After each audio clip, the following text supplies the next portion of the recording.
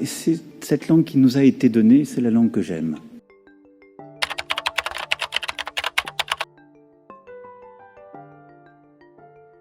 L'origine du projet, c'est une commande du président de la République à l'Institut français pour lancer une grande consultation internationale. Cette méthode conduisant à demander à toutes les voix qui souhaitaient s'exprimer leurs idées pour la francophonie.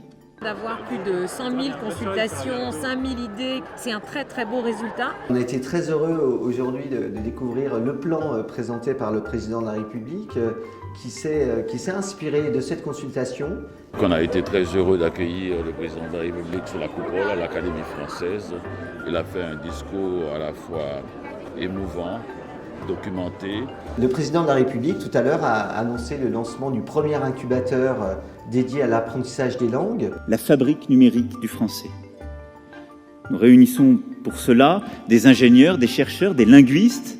Il nous faut en effet, à travers ces initiatives, promouvoir le français, les contenus académiques, scientifiques et la présence de tous les locuteurs sur la toile. Ce qui est intéressant, c'est aussi le discours, c'est-à-dire de ne pas avoir un discours auto-centré, franco-français, de se dire que la langue française appartient à tout le monde. Ce qu'on appelle francophonie aujourd'hui, ce n'est pas cet espace incertain à la périphérie de la France, laquelle en serait le centre. C'est la langue française elle-même qui est devenue le centre de toutes les nations et de tous les peuples. Moi, le français, comme je l'ai vécu, je l'ai appris dans les rues de Bujumbura. Il est, pour moi, il a autant de valeur et il est aussi pur qu'un français dans les rues de Paris. Parce qu'aujourd'hui, de Maradi à Séoul, de Yaoundé à Oulan-Bator, de Nouméa à Buenos Aires, le monde bruisse de notre langue.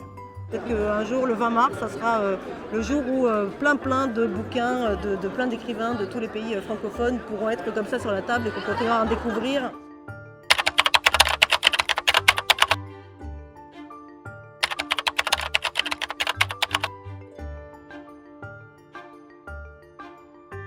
La francophonie nous enseigne une chose, c'est que nous n'existons que dans ce plurilinguisme.